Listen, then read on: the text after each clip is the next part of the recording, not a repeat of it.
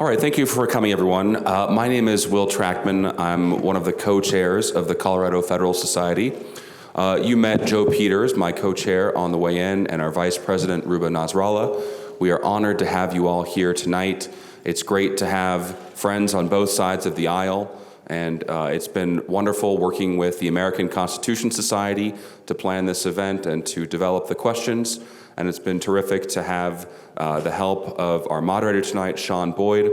I just want to make one note before I turn it over to Shaun. In this day and age, in the times that we live in, and especially this month, where a lot of the times it's hard to be with our friends on the other side of the aisle or to leave the passion of heated issues behind. It's nice to be together and debate issues and debate principles. So I want to thank you all, and with that, I'm going to turn it over to Shaun.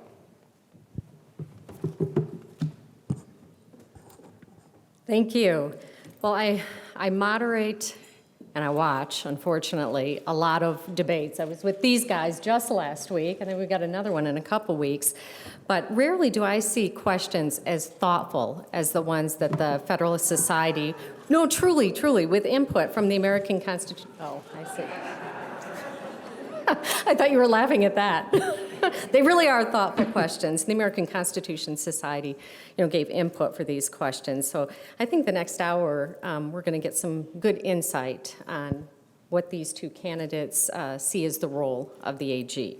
So the rules. You will each have 90 seconds to answer the question, and then you'll get a 30-second rebuttal. Good? How much? Good to go? 30? 30. That's it. Keep it short. We've got a lot to get at. All right, so before we get to the tough questions, I would like you to tell us, who are your legal mentors? I Take want it, to go Phil? first? Go ahead. This is a critical question because let me start by saying how important mentoring is. I spoke to the President's Leadership class at CU this week, and I made a point of emphasizing that to be successful in life, you need mentors. None of us find our path by ourselves. I've had a lot of mentors in my life. I want to start by talking about acknowledging Ken Salazar, because he's someone who has been a critical mentor for me on this journey. I've never run for office before. This is the scariest, hardest thing I've ever done. And Ken Salazar said to me in the spring of 2017, as I was thinking about this, Phil, you need to do this. You need to be the lawyer for the people of Colorado because this job is a unique job that gives you the chance to represent the people of Colorado, protecting their rights on a range of issues, from protecting water rights, to standing up for consumers, to standing up for equal justice. And when Ken was our Attorney General, that's what he did. So he's both a mentor to me and he's a role model because he demonstrated in this office how you can do things to help people. It was his concern that we had interactions with police and communities that could get better if we had better training. So he worked to create the Peace Officer Standards and Training Program, which is now part of the Attorney General's office. And Ken regularly has been checking up to say, how are you doing, how are you holding up? And that's what mentors are, people who can give you guidance and care about you. And I've got to say one point of personal privilege, there are a number of students here today, former students, who I've been able to be a mentor for. And what I talk about mentor-mentee, it's not like, oh, this person just helps you. It's a two-way street that's meaningful. And I want to tell all the people here who I've mentored how much you've meant to me and how much you inspire me. And I want to say as Attorney General, I'm going to take this part of the job very seriously, to be a mentor for future lawyers and a coach in the office, because at our best, lawyers work together, we help each other, and we help solve problems, and that's what I'll do as Attorney General. Thank you, Phil. George, your legal mentors. Are we not clapping in between? Is that part of the rule? Yeah, no, we're just going to keep this moving, okay? I've got two that come to mind. One is a former supervisor of mine at the Jeffco DA's office. He was perhaps the most ethical attorney I think I've ever worked with. He was a guy that said, I want to be known as the prosecutor that if you had a client who was innocent or overcharged, that attorney would say, oh, good, we have you as a prosecutor. But if you were a person who represented someone who'd done horrible wrong, you'd say, oh no, we have you as a prosecutor because you'd hold us accountable. The guy's name is Brian Boatwright, and he's on the Supreme Court right now in our state. But the other one, maybe more important, more personal and poignant to me, is my mom. My mom grew up a farm girl in between Pittsburgh and Philadelphia in Pennsylvania, and was raised to believe that if she did everything right, she could be a farmer's wife or maybe a secretary. But that's not how my mom was built. And at 5'1", she was like, if you ever watched Doctor Who, she was like the TARDIS, really small on the outside, but on the inside, like huge. And she went to Washington, D.C. She got a job in the Pentagon, met my dad during the Vietnam War. They got married, had kid. Me, moved to Colorado, put herself with my dad's help as an undergrad, master's, and then decided when she was a chief investigator for the Office for Civil Rights out here in Denver, she wanted to go to law school. We thought that meant we were going to be rich. Those of you that are laughing are attorneys who know that that doesn't mean you're going to be rich.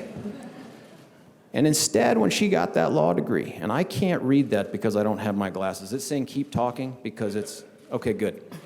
Sorry. I'll tell you. All right. I'll tell you. She ended up spending her time working pro bono on behalf of children as a GAL and going into hospices to do powers of attorney and wills for AIDS patients who were dying. And at the time, when I was a kid, I don't think I understood it. But I think growing up in that household and the idea of doing right for right's sake, the idea of representing those who are the most vulnerable and the most in need, I gotta believe that that has played a role in the career that I have chosen. And I will take both of those mentors, both of those examples with me to be our state's next Attorney General. Thank you. Thank you. So now to the tougher questions, right? Why do you believe we elect an Attorney General in Colorado instead of using the appointment system as some other states in the federal government? We're going to start with you, George, this time. I'm not sure I need all 90 seconds for this. I think it's pretty obvious, and that is you are going to be beholden to the person that puts you in power. And so if it's a political appointment from a governor, that's the person who's bidding you do. But if you're elected by the people, if you're chosen by your constituents, that's to whom you owe your position and your authority. And for a position as critical as Attorney General, the state's top enforcer of our laws, top protector of our Constitution, you want there to be very little between you and your ultimate client, which is the people of the state of Colorado. I think politically appointed prosecutors, politically appointed attorneys general is not the right formula for Colorado. You want someone, especially in a state like Colorado, a state that during my entire life has been a state of balance. Do you know we're the only state in the country that has a Democrat governor and a Republican attorney general? Been that way almost my entire life. We did have a Republican governor once named Bill Owens, and we had a Democrat attorney general named Ken Salazar. We have always been a state of balance, and in part, that's because we elect the people that have the greatest influence on the greatest portions of our state government, and we should keep that going. You don't have to use up all the time if you don't want. Boom. Phil? Thank you, Shaun. This is an important point because it underscores the discretion that the Attorney General has. There are a range of issues that the Attorney General has to decide where they come down to represent Colorado, to represent all of you. Let's start with protecting our rights. Does our Attorney General stand for Roe versus Wade and protecting reproductive rights or not? That issue could well become before the Supreme Court. I'll be an Attorney General who stands up for equal rights for all and protecting reproductive rights for women. I'll also stand up for people, regardless of your sexual orientation or gender identity, against discrimination. The question about whether our civil rights laws ban discrimination in employment based on your sexual orientation, that will be before our Supreme Court. Where does the lawyer for Colorado stand? I know where I stand. I stand for equal treatment for everybody. We also have an Attorney General who makes critical decisions protecting people as consumers. Do you sue pharmaceutical companies who lied to people, made money, and got people hooked on opioids? I will. And finally, where do you stand on climate change, protecting our land, air, and water? I'll stand for addressing it. Do we have a rebuttal, George? Yeah, I'm not sure how that addresses why we elect an Attorney General, but I will tell you that those issues, I don't differ too much on those issues. I'm not here to try to shrink or truncate anybody's liberties. I stand for them. I will defend them. But what you'll get with an elected district attorney through this process, especially me, is someone who doesn't seek to be an ideological Don Quixote, trying to find some other political windmill to tilt at, or be some partisan hack who's trying to accomplish objectives that can't be won over in the legislature or Congress. I'm going to be an attorney general for the state of Colorado, all of it, and I will be bound by your will, and your will is expressed through our laws, both at the legislature and through the initiative process, and that's how I'll govern as attorney general. Thank you. Phil? Here's why it's relevant. You need to know where people stand. Are you for or against Roe versus Wade? Are you against discrimination in employment based on sexual orientation? Are you for taking on pharmaceutical companies for lying to people? The people elect the people's lawyer based on their preference. That's why it's elected, because to represent the people need to be able to make an informed choice. I've put out on my website, philforcolorado.com, my views on a range of issues. It's important to know where your Attorney General stands, so you elect one who represents you. And that's what we need to do, and doing that isn't being a political hack. It's being the people's lawyer. Because people are concerned about these issues, their rights as citizens and consumers, and people who want clean air, clean water, and public lands. There's so much authority this job has to do things or not do things for all parts of our state. I'm committed to using that authority in innovative, creative ways to help the people of Colorado. Okay. Is there any provision of Colorado law, or proposed initiative you know of, that you would not defend or enforce, Phil? I believe the question is there a provision of Colorado law that I, as we stand here today, believe is unconstitutional? Because that's the only criteria by which you don't defend something, and that's something that any Attorney General would need to come to very reluctantly. Ken Salazar had to make that decision because at that point, then Governor Owens signed an unconstitutional gerrymander. And Ken Salazar told Governor Owens, as his lawyer, this violates our Constitution. We can't do it.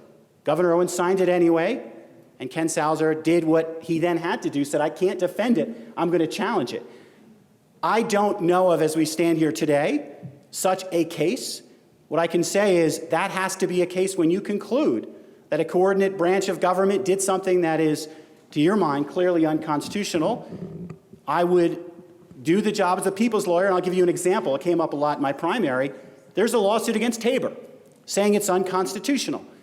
I happen to think that Tabor has a fiscal straitjacket effect because of the so-called ratchet effect that's about to get us in trouble, and we'll need to go back to the ballot box to fix it. But we don't fix it by having an attorney general take a position on constitutional litigation that is actually opposed to a standing Supreme Court precedent. Because this is the lawyer for the people whose first commitment is to democracy and the rule of law. Thank you. George? Yeah, I'm not aware of any. I do think this is a critical issue for anyone that seeks this seat because, as we've seen across the country, there is a trend, and it's Republican and Democrat alike, to try to weaponize the Attorney General's office and to turn it into some sort of extra senator or treat AG like it stands for Assistant Governor. The Attorney General should not be in the business of advancing policies outside of their normally delegated authority. We have a legislature for that. We have a governor for that. But I think it's more than just saying, look, I don't see that there are any laws on the books that I believe are unconstitutional enough not to defend or challenge. It's how you would implement them. So, for instance, the environment is a critical issue to me as a Coloradan. And my kids are all Scouts. We have camped all over this place, and I want their kids and their kids to enjoy the same beauty. And I know that the COGCC, the Colorado Oil and Gas Conservation Commission, can be controversial in terms of what they do, but what they cannot be is illegal. They are a lawful entity. They are a client of the Attorney General's office. And no matter what the next Attorney General thinks about fracking, no matter what they think about their permitting and oil and gas exploration process, it is a client of the Attorney General that they are duty-bound to defend unless their conduct is unconstitutional. And so it would be crazy to suggest that the Attorney General should go out and advise cities and counties to take up arms against COGCC or counsel them on how to push back against a client. That is not supporting the rule of law. That is not standing up for constitutional and legal portions of our state government. Independent of policy, independent of preference, I feel bound by the laws that we have imposed on each other. Thanks. We have a 30-second rebuttal now. I think George just asked me a question, and I'll give you my answer. The lawyer for the people is the lawyer for county governments too, which is why it was wrong when our Attorney General sued Boulder County when they were working on protecting their citizens, rather than talk to them first. That's unprofessional. I wouldn't want any lawyer in this room to do it. I will advise local governments how to follow the law and protect their people. As for the litigation I think George is referring to, the Martinez case, our Attorney General gave bad legal advice to the Colorado Oil and Gas Commission, leading it down a bad road. I won't do that. George? Yeah, look, that's just not accurate. When you're the Attorney General, you can claim to be for the people, and my God, I've spent 24 years in one way or another standing up and saying George Brauchler for the people of the state of Colorado, but the people are the government. And the individuals you protect are only through the laws that are passed, not through your good ideas, your wills, or your whim. The bottom line here is that the COGCC, a client, held an unusual public vote and at the request of the governor, unanimously voted to appeal a decision of the Martinez case to the Supreme Court, a lawful directive to an attorney. One of us would feel bound by their client's lawful wishes. One of us would substitute their judgment for their client's wishes. One is activism. The other is an attorney general. Plays into my next question, actually. I'm going to talk about these activist AGs, which we have talked about in the past. When is it appropriate for the Attorney General on behalf of the state of Colorado to sue the federal government or another state? I think, George, you're up first. Yeah, that's a good question. Here's what I don't want to do. I don't want to become like the attorneys general that we have seen over the past 15 years that seem to want to link hands to advance some cause so radical they can't get it through the state legislature or through Congress. Instead, I would rather take the position that I'm a defender of all Coloradans and our laws and push back against federal overreach in whatever form that it takes. It could be the waters of the United States, which is an administrative rule, not a congressional act that sought to hijack 93% of the jurisdiction over our water. That is not the role of the federal government, and an attorney general should push back on that, and ours did. But so too would I push back against a federal government under an Attorney General Sessions that sought to impose federal law over the top of us on an issue where we share jurisdiction, like regulated recreational marijuana. Agree or disagree, 55% of us put it in the Constitution, and that alone makes it worthy of defense and worthy of a vigorous defense by an Attorney General. So for me to defend these things and push back against the federal government, hear me. I don't care who's in the White House, Trump, Obama, whoever comes next. I didn't run for this office because of who's in the White House. I ran for this office because of who's in Colorado. Thank you. Phil? To correct the record, George, you ran for this office because you dropped out of the governor's race. And that is not my situation. This was the office I chose to run for because this is the office that gets to be the lawyer for all the people, protecting your rights. The law is an important tool to protect people. What was wrong that Cynthia Kaufman did in that litigation was giving wrong legal advice. She led the Colorado Oil and Gas Conservation down the wrong path. The job is to give the right legal advice that protects people, and that means when the Affordable Care Act that protects people who have pre-existing conditions is not defended and enforced by our federal government, the lawyer for the people needs to protect people. And this is the one job that can protect people when our federal government isn't doing its job, whether it's how they treat dreamers, separating families at the border, or asking a question on the census that violates the Constitution. It's our Attorney General who's the lawyer for the people and can defend our constitutional rights. What's critical in this moment, when we've seen a number of examples, whether it's constitutional protections, consumer protections, or protecting our land, air, and water, government agencies can't do whatever they want. If they violate the Constitution or the law, they have to be able to be held accountable in court. That's the way our legal system works. So what's my test? Does it hurt the people of Colorado? And is it illegal? If it hurts people and it's illegal, I'll protect people and I'll take on the federal government. Thanks, Phil. So he gave some examples. George, you have a 30-second rebuttal. Yeah, that feels pretty activist when it's you determining what is harm to Colorado. That is not the role of an attorney general. And I remember the ad, Phil, I saw it a million times during the primary against Joe Salazar. You decided to run because of who got elected president. I think Colorado deserves more than that. And frankly, as the only person that's ever practiced Colorado law and had Colorado clients, I know what it means to give advice and have that advice rejected by clients. So if the COGCC gets what you believe is the correct advice and says, we still want to move forward with an appeal, you're bound by that decision. There is no alternative to an attorney general substituting their decision for a client. That is activism.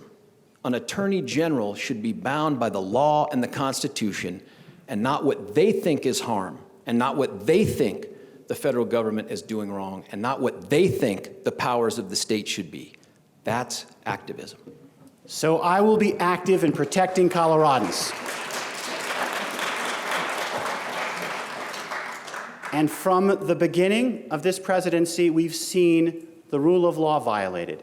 Banning people's entry into this country because of their religion, that is unconstitutional. That I will fight against. Not defending a law passed by Congress and upheld by the Supreme Court violates the constitutional requirement that the president shall take care that the law is faithfully executed. I will fight against that for Coloradans. And let me Go ahead. just underscore. I do have 30 Go seconds. ahead. You finish this. And let me make this important point. I don't get to just make it up. I have to convince a court of law that our federal government itself broke the law. It sounds like George's view is that the federal government breaks the law, they get to do that. That's not my view. If they don't protect people as the law requires, there's a check on that behavior. If they violate the Constitution, there's a check, and your state AG can protect you and be that check. Thank you. So, Phil, you touched on this already with the example from Boulder, but when is it appropriate for the Attorney General, on behalf of the state of Colorado, to sue a local government? Let me pick up that example, because obviously it's one that's in people's minds. Let's just underscore the context here. Our Attorney General didn't pick up the phone to talk to Boulder County. I've advised counties on a range of issues. And I'll tell you this. The lawyer for the people, their first duty is to give legal advice. To sue a county, and this answers your question, that's a last resort. So I sue counties only when absolutely necessary, and you've gone through other alternatives. What was happening in that lawsuit wasn't the rule of law, wasn't responsible lawyering, it was political games. Our current Attorney General decided, I'll make a punching bag of Boulder County. And here's what happened. Weeks after the suit was filed, it was moot, because the issue that was the basis of the suit was already being addressed, but they didn't care to pick up the phone to ask about it. I won't do that to any county government, no matter who leads. On a range of important issues, our Attorney General's office needs to provide legal counsel and guidance on broadband, on water, on the opioid epidemic, and oil and gas. My commitment is to lead by providing that counsel and working collaboratively together. And only in extreme situations would I consider suing a county. So if you give advice and they don't take your advice, and so they're out of compliance, would you sue them in the case of Boulder? I wouldn't rule out this action, but it has to come when it's plainly necessary that the body is acting in a lawless manner. That wasn't close to the case here. And this action, I believe, was unjustifiable. Okay, thank you. George? Well, as you can imagine, we disagree here. Look, the bottom line is I agree with collaboration, I agree with conversation, and my guess is if you had General Kaufman here or any of the people from the Division of Natural Resources and their attorneys, they would tell you that while Cynthia may not have had a phone call with the commissioners, there was no doubt in Boulder's mind where the Attorney General came down on this issue. Same thing with Longmont and other places that took such votes. And I think the question by Shaun is appropriate. And that is, what do you do when your county makes the decision to pass an ordinance that is clearly in conflict with established and valid state law? And you can collaborate all you want, but at some point, and not an extreme position, you have to protect the jurisdiction of your actual client, because Boulder ain't it. It's the COGCC and it's state law. And we're either going to defend the state law vigorously every time it is attacked, or we're going to pick and choose when we think it's the right outcome for us to stand up for. One is an attorney general. The other is an activist. So, thank you, George. You're not saying you would never sue. I have not said in this case, even. I've not said I'd never sue. First this case, then more generally. This case, it was moot 3 weeks later. There's a great legal expression, res ipsa loquitur, the thing speaks for itself. It speaks for itself. If the case was moot 3 weeks later, the lawsuit was unnecessary. This was not a good case for a lawsuit. But as for George's talking point, a great talking point, then I assume George will be very quick to sue when a sheriff says, I'm not going to enforce our gun laws and do a background check, because that would be against Colorado law. But my answer is the same there. There's a great expression, you can catch more bees with honey than vinegar. I start by calling up the sheriff and say, we have a requirement under our law you need to enforce, that everyone needs to get a background check. I've heard concerns you're not enforcing it. That's not about activism. It's about how government works. My approach to governance is a collaborative one that starts with picking up the phone and talking to people. It includes building relationships with people all across the state, from county commissioners to sheriffs. Thank you. We're going to continue on this whole activist theme that we've got here. Are there any present disputes in which you intend to initiate or join suit against the federal government if you become Attorney General? I know you've kind of talked hypothetically here, but are there any current ones, concrete ones? I think it ends up becoming the other way around, in part because I think what we've seen out of this administration, love them or hate them, there has been a real effort to undo some of the federal overreach that generated as many lawsuits as it did under the prior two-term president. In terms of the lawsuits that may not be against the federal government that I want to take a strong look at and continue to pursue, certainly the lawsuit that General Kaufman recently filed against Purdue Pharma. I want to get a fresh set of eyes on that, just like the case I inherited after I won the nomination for district attorney, the Aurora Theater case. No attorney who has been there or done that would ever agree to file a lawsuit without looking at all the evidence, nor would they ever agree to take over a lawsuit and follow the same direction without taking a look at all of the evidence and sitting down and going through the claims. And that's what I'd do here. Thank you. So George has a chance for rebuttal. I'm going to mention 4 lawsuits that I would take on. I'll add a 5th maybe for bonus. And I'm curious if George is willing to say he would take those on, because we've had a federal government do things that hurt Colorado, and that's illegal. First, separating families at the border. Immigrants are entitled to due process of law, not having their kids taken away from them. I challenge that as Attorney General.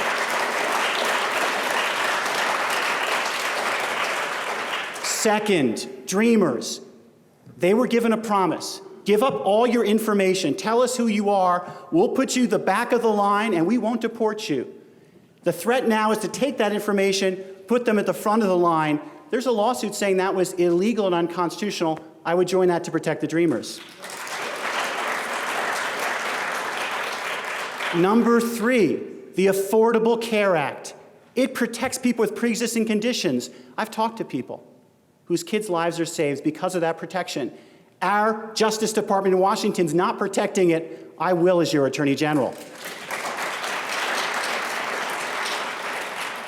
Fourth, we in Colorado developed this methane rule to protect our air quality and address climate change. That meant our oil and gas companies were following it. But 2/3 of the methane emissions comes from surrounding states. So the EPA's methane rule, based on ours, which we didn't have to follow, is critical, is important. I would fight for that methane rule and stop the effort to get rid of it. Thank you. And the bonus one quickly is, I'd fight to protect bears' ears. Thank you. George, 30-second rebuttal. Yeah, look, one of the things you have to consider when you decide who wants to be an activist and who wants to be an attorney general is what standing do you have to take up these issues? None of bears' ears is here in Colorado. Unless you can find a family, and I'm opposed to separating families at the borders, but unless it's the southern border of Colorado that it's happening to, there is no standing to stand up for people who aren't Coloradans or aren't here as residents. The idea that we're going to stand up and defend an administrative rule by the EPA that dictates to us the quality of our air when we can do that and have done that ourselves, those bureaucrats 1,500 miles away, they don't know better than we do. We know better than we do. As Attorney General, I oppose the idea of deposing these kids who know no other home than America, than Colorado. But that is a federal immigration issue.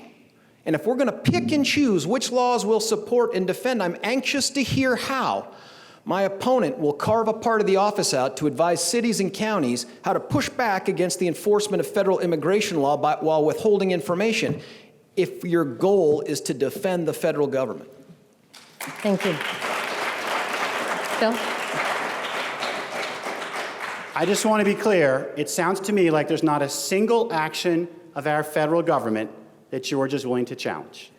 Well, I want to hear which one it is. The health care law affects all Coloradans who have pre-existing conditions or kids have pre-existing conditions, and our Justice Department is not defending us. That's why state AGs matter in this moment, because this job can do that. As for immigration law, here's what Colorado law says. Sheriffs can hold people for violations of Colorado law. They're not authorized to hold people because the INS wants to deport them. I agree. This is something that really is important. You can have Department of Homeland Security saying, we want you to hold someone, but they can't make our sheriffs do their work. And my defense is to tell sheriffs here in Denver, you don't work for the Department of Homeland Security, you work for the state of Colorado, you follow our laws. Briefly, because he did ask this question, are there any of those cases that he brought up that you would join? Listen, I don't think it's the AG's job to protect the legacy of any president. You can't stand up here and say, I want to defend the federal government's Affordable Care Act, Obamacare, which, by the way, I agree. The U.S. Attorney General must defend that. I agree with that. But it's not the job of the AG to stand up for that, just like it's not the job of the AG to stand up and take on non-client cities and counties and tell them, here's how you can beat the immigration system. Stop sharing information with a law enforcement agency. I'll stand up to the federal government when they infringe on our rights and our sovereignty, but I am not going to defend federal law at the expense of our Congress or our president or the elected representatives we had. You want to change Obamacare, you want to change the enforcement, vote for a new president, vote for new congressmen. But to expect an attorney general to all of a sudden become this rogue warrior that's going to defend some federal policies and others, that's not this job, and that's not who I'm going to be. I take that as a no, but we'll move on. One underappreciated aspect of the role of the Office of AG is in advising various agencies of the executive branch about how to interpret and apply statutes that may be unclear to it. If a law is unclear or ambiguous, what factors will you consider and what methods of interpretation will you apply? Phil? This is important, and we're with the Federalist Society, so we're all textualists now. I start with the text of the statute. It's crucially important. That's what was enacted. Now, many statutes, like the antitrust laws, for example, one I know a little bit about, start with broad language, like monopolization. That calls for interpretive judgment. The way I would use my interpretive judgment is with an eye to how it affects the people of Colorado, because this is about protecting people and the public health, the rights of consumers. What we need is to work together, and this is important because you've got all these agencies, the Public Utility Commission, the Insurance Commission, our Department of Health and Environment. They turn to the Attorney General's office and say, how do we interpret and make statutes work? And my principle here I'm not going to interpret it because this is what we've always done. Often government's not Democrats versus Republicans. It's inertia or autopilot versus thinking with an innovative mindset. And so another principle of mine is I'm going to bring a fresh perspective and ask, what's the best way we interpret a particular regulatory statute to serve the people of Colorado? And when a lawyer says, well, we've always done it this way, I will say, well, show me what the basis for that is, because maybe there are better ways to do it. George? Well, I think what I just heard is the door is open to reinterpret our rules and regulations to fit what an individual thinks is the right way to go about governing Colorado. That is not what we need out of an attorney general. And I agree with starting with the text. But the next place to go isn't your own interpretation of those words. The next place to go is the body that drafted and adopted those rules and regulations to determine what their spoken intent was, what the history of this piece of legislation, rule, or regulation was. And that's where I'd turn. And yes, history is part of that as well. And if it's not, if we're not bound by those three major areas, then every new attorney general can take office and say, I've got a new interpretation for you on these rules. That should be left to the rulemaking bodies. That should be left to the legislature, not to an activist attorney general. Bill, 30 seconds for the rebuttal. One of the great things about being on the campaign trail is you meet lots of people in groups. And one was a business group who said to me, we've got this regulatory system that's going on, and they're subjecting us to price regulation. And I said, wait a minute, this is a competitive industry. Why is there price regulation? And the person said, because we've always done it. And I said, well, is it required by the law? And the person said, I don't know. You could call that activism, or you can call it common sense. What I want to bring is thoughtful, careful, deliberative approaches to how the People's Law Office works on behalf of the people. And that means I'm going to demand the highest quality legal work we can get. One of the things I learned from Justice Ginsburg is what perfection in legal work looks like. Now, I rarely have attained it in my own practice, in my own work, but I know what it looks like. And I'm going to work as hard as we can to have a law office that does the highest quality work for the people of Colorado. Thank you. You don't have anything to say? Okay. That is rare for you. Saving us time. Okay, nice. Look, There's some of beer us, at the end. Yeah. some of us out there are interested in the Yankees-A's score. So I'm Okay. trying to free us up for that. By the way, go Rockies. Stay focused. Yes, that's pandering. Stay Go focused. Rockies.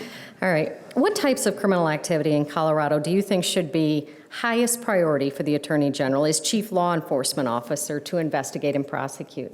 George? Well, I think right now, and remember that we have 22 separately elected district attorneys who do most of the tackling and blocking for most criminal justice, but where the Attorney General's office can play an indispensable critical role is in trying to tackle those crimes that are burgeoning everywhere that require a great investment of resources and coordination and leadership for places of the state that don't have them. Now listen, I've been around this state numerous times on this campaign, and I've heard the same thing everywhere, and that is folks that don't live where we do here believe they're a second Colorado, that they're an afterthought, that every single issue under the Gold Dome starts and stops with an analysis of how does it impact Boulder and Denver.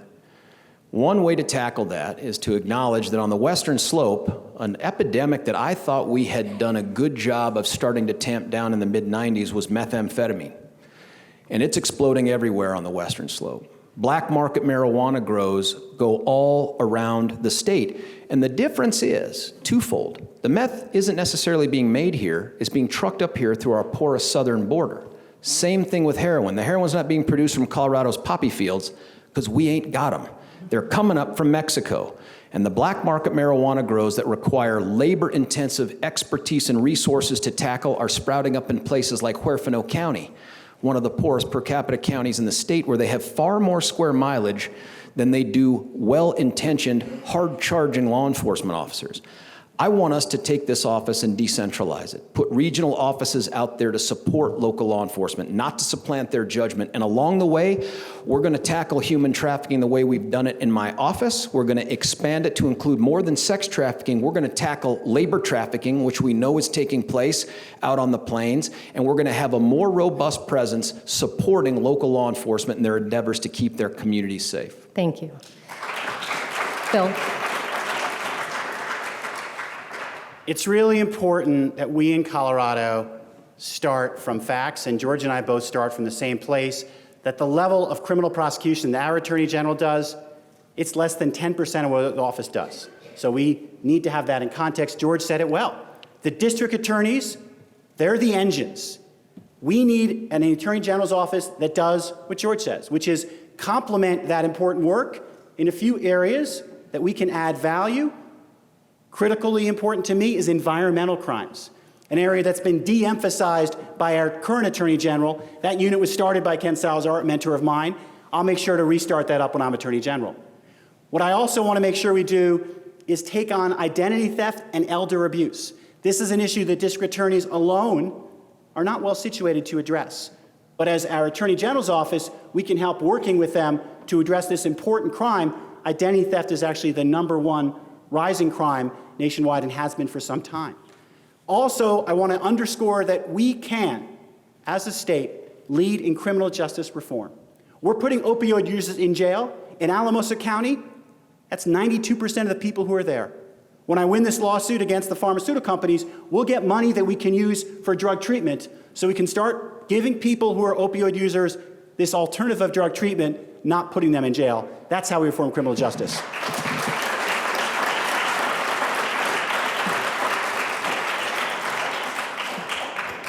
Listen, the elder abuse thing is real. As the guy that started the elder abuse unit in the 18th Judicial District, along with the cold case unit, the domestic violence unit, human trafficking team that we had never had before, I know well how not only to tackle this problem, but to support the jurisdictions that don't have the resources to do it. But, you know, the difference can't just be Alamosa County. I asked the sheriff in Arapahoe County, what are we doing with people who are just straight here on addiction possession issues?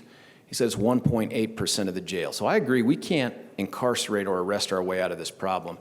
But we cannot deny the fact that criminal justice is an important component of what the AG does and supports. And it's only 10% if you divide up the way the office is categorized by 10 sections. If you add up the attorneys that do criminal prosecution, that do criminal appeals, that do homeland security, that tackle all the aspects of fraud that have criminal-like components, you approach over 100 attorneys in the Attorney General's office, but more than that, the Attorney General's office enforces the law civilly and criminally, and as the only guy who's done a trial and litigated cases at the municipal, state, federal, and military level, I'm not just a guy that's going to have to rely upon advice from people who've done something I haven't. I've done it, and I'm going to keep on doing it as your Attorney General. Thank you. So let's talk about trial litigation, and let's talk about the office. Last time an Attorney General litigated a trial in court, if you said 1860, you got it right. You're leading office of 500 people. Your job's to be a leader. Your job is to open and oversee investigations, which I've done at the Department of Justice on consumer protection matters. Your job is to provide legal advice to governmental agencies, which I've done for our last 2 governors. Your job is to work on regulatory matters, which I've done and am a national expert in. And your job is to work hard on appellate matters. There's more criminal appeals than criminal prosecution, and I've got a strong background in appellate law. You need a lawyer with a wide range of legal experience and the leadership experience to lead this office on behalf of the people of Colorado. That's what my experience is, and that's the type of Attorney General I'll be for the people of Colorado. So,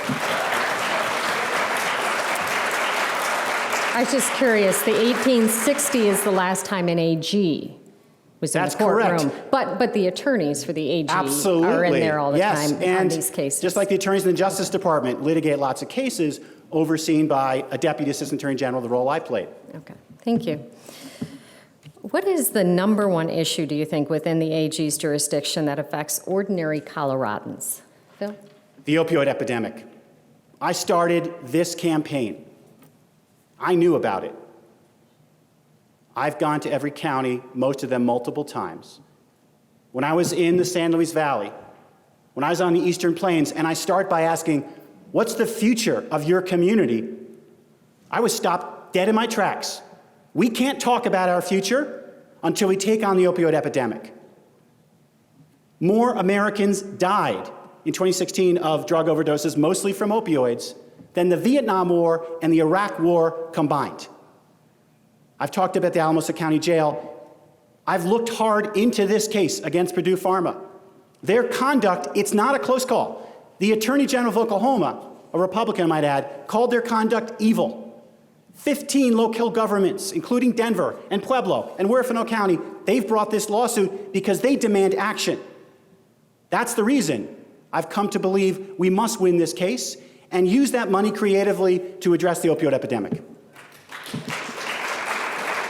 George? There's no doubt that drugs continue to play a large role in the state, including opioids. But listen, what I've seen as a guy on the front lines here of public safety for almost 2.5 decades now is that we have a rampant and unchecked and untreated mental health issue in the state of Colorado. And it manifests itself in so many different ways. It is hard to wrap our hands around it. If we could figure out addiction and mental health, our jails would be empty. If we could figure out how to address kids between the ages of 0 to 6 and 0 to 12, it would make being district attorney awfully boring. But we don't do that. And so every month we seem to be confronted with that nexus between rampant mental health and violence, or rampant mental health and self-harm. The problem is, over the last 4 decades, we have de-emphasized the need to treat and to care for and to provide law enforcement with the tools to do the things necessary to take care of those who are the most vulnerable because of things they can't control going on between their ears. As Attorney General, I'm going to continue to work on efforts to try to decriminalize mental health and to make sure that the resources are there through the legislature to make sure that we have alternatives to this. Thank you. So, do you think we need a rebuttal? I do, actually. Okay.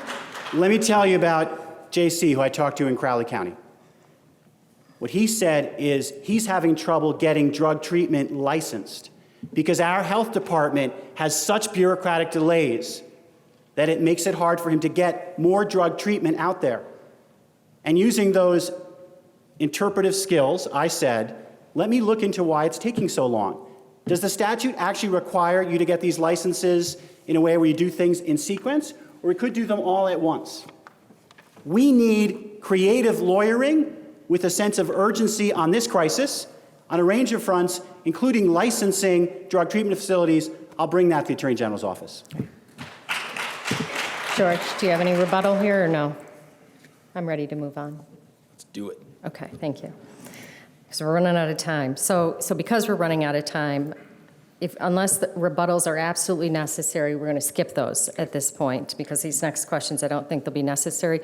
And for timers, we're going to 60 seconds for answers. Let's go 15. Let's do it. You Let's can. go lightning round. You can't do that. Let's play two. I'm not going to propose something impossible. True, false. True, All right, let's move on. U.S. Attorney Bob Troyer wrote an op-ed this week saying his office is shifting its focus from illegal grow operations to targeting licensed dispensaries so they're in compliance with state laws that are operating as fronts for illegal drug trafficking. It's a good idea. Support it? Yeah, look, Bob Troyer is a wonderful U.S. attorney for us. He is a holdover, if you recall, from John Walsh, who stepped down to work on the transition committee, I think, with Ken Salazar for Hillary Clinton, and Bob was a wonderful choice. I read that op-ed piece. There's a lot to like about it because what he is trying to focus on by word are to take on those commercial enterprises that run afoul of our laws and our regulations. And I'll tell you what, even as the district attorney of the most populous jurisdiction in the state with 90 prosecutors, I'll take every bit of help I can get in this arena. I support that, but I do have a cautionary tale there. I do not want Bob Troyer or any other member of the Department of Justice to come in here and visit their will and their law over the top of us in an area where we have already voted. to govern ourselves through a constitutional amendment. That is our business, not theirs. And so if U.S. Attorney Troyer wants to hold our hand as we go into this battle, fighting the good fight on behalf of Colorado's laws, rules, and regulations, he's welcome. But if he intends to do something much more than that and take on our lawful businesses, the ones that are complying with the rules and regs, he should expect to get pushback from this Attorney General. Thank you. Phil, any disagreement? Jeff Sessions' position on marijuana would take us backwards. Jeff Sessions doesn't believe in criminal justice reform. He believes in putting people in jail who are marijuana users. What the Justice Department, through a good man, is announcing scares me. Because what this means, you can be following the law, you are in compliance, you have a legal operation, and the federal Justice Department is putting its nose in your business. That opens up a range of possible mischief. What I would need to know is how do we limit that sort of oversight, because it has huge potential to go right against what we here in Colorado decided, which is we're not putting marijuana users in jail. We are going to tax it and regulate it, which has led to important benefits like Pueblo County giving scholarships to people to college, and Eagle County, where they're using the money for mental health services. So I'm really skeptical and concerned. Okay, thank you. Let's move on to guns. Do you support a red flag bill allowing emergency temporary court orders that remove a person's right to possess a gun? What would you do differently due to the proposal's failure in the last legislative session? Phil? George and I got talking this last week. I respect and appreciate George's support of the red flag law. That is one piece of several parts of what we need to do on gun safety.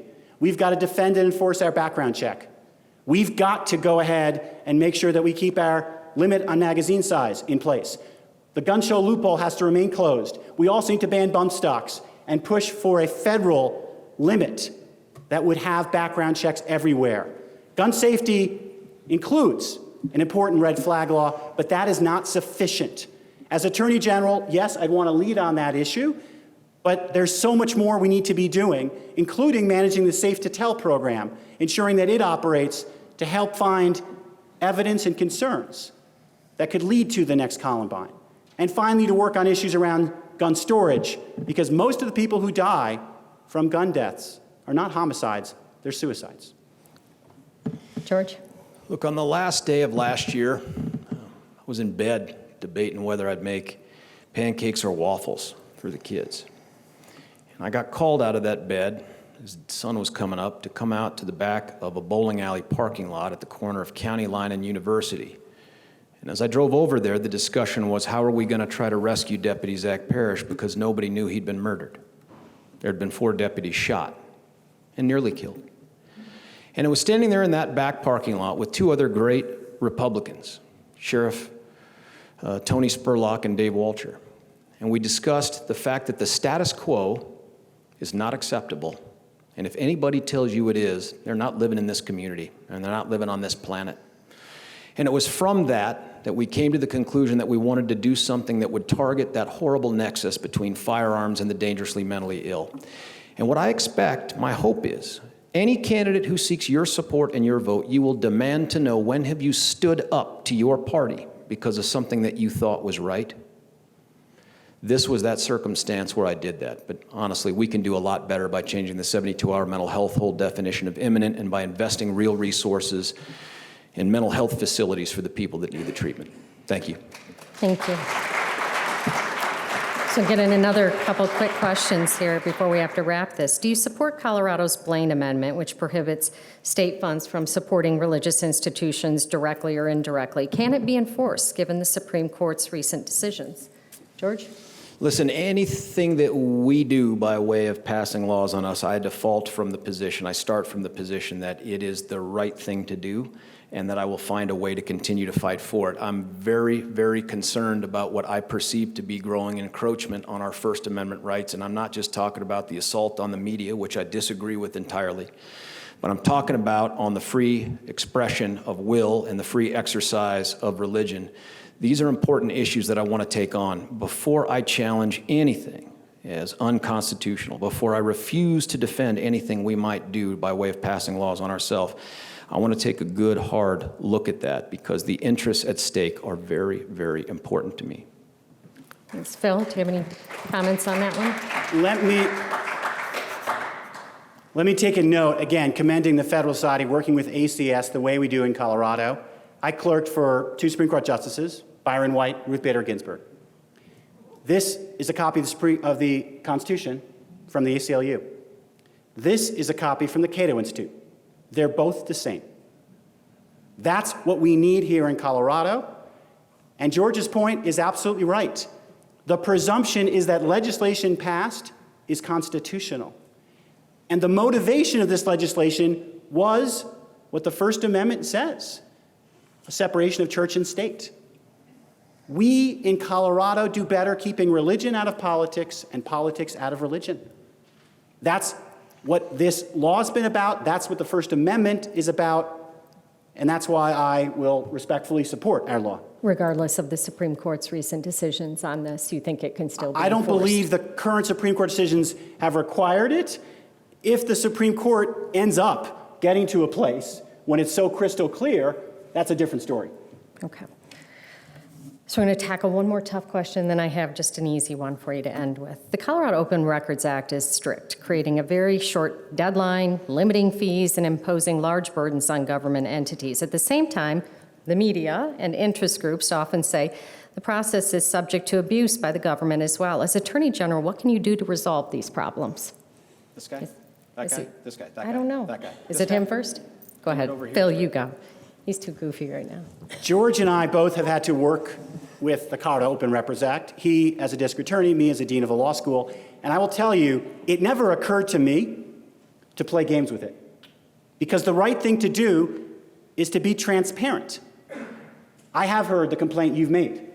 The first thing an attorney general can do is advise people to follow the law and be transparent.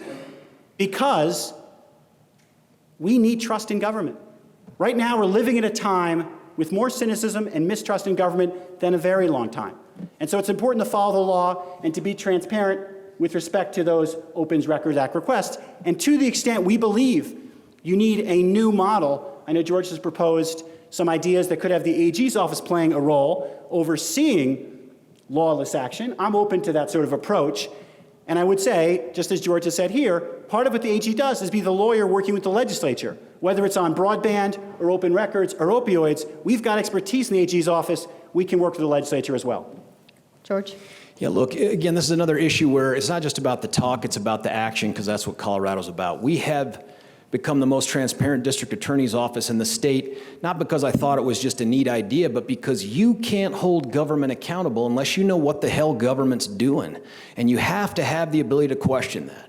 So we have put things online that no DA's office has ever done. We've made it possible to do an Open Records Act request without ever setting foot in our building, without ever having to drop off a check. You can do it all online, and we never charge media for their requests.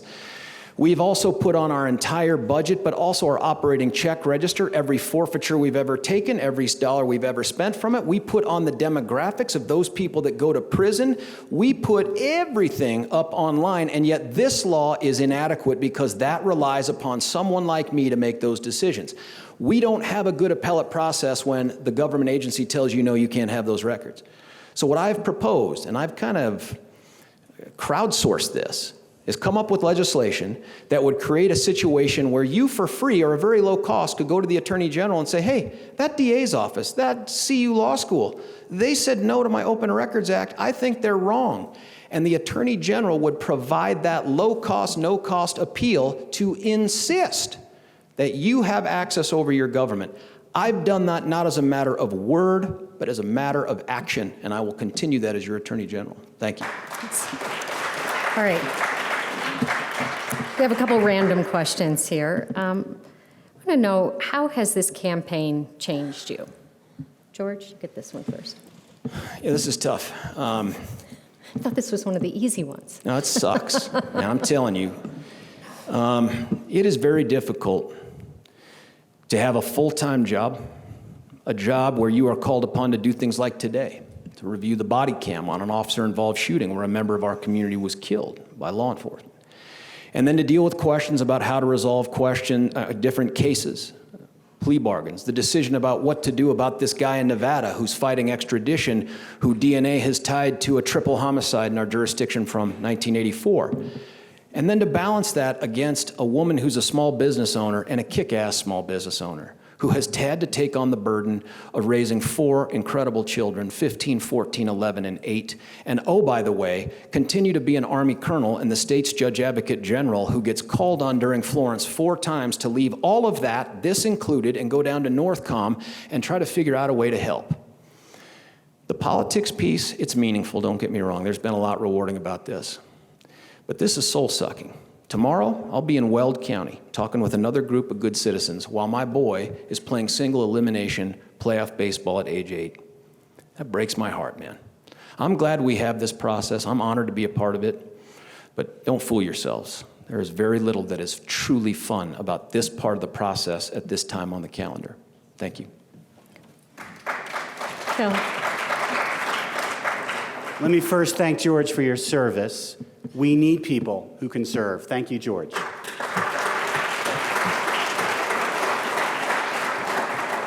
And then I can say, I feel your pain. My daughter's playing volleyball tonight. My son said to me the other night, Daddy, when is the campaign over? And I got into this knowing that our democracy only works when people put themselves forward. And this has been the most interesting, inspiring, and challenging thing I've done. Now, I'll tell you, being a law school dean is more painful. People often said the faculty politics are so vicious because the stakes are so small. The people I have met across our great state, they inspire me. We've taken videos of some of them, like Honey in Alamosa, and we've put them on our website. Because when I'm Attorney General, I'm going to remember everyone I met in this campaign, and I'm committed. This is not only about a campaign, it's about building relationships to be a better Attorney General. That's how it's affected me. Thank you. Well, as I said, it's the second debate I've done with these two, and I think we can all agree we've got 2 very fine candidates here. Thanks, you all. Thank you.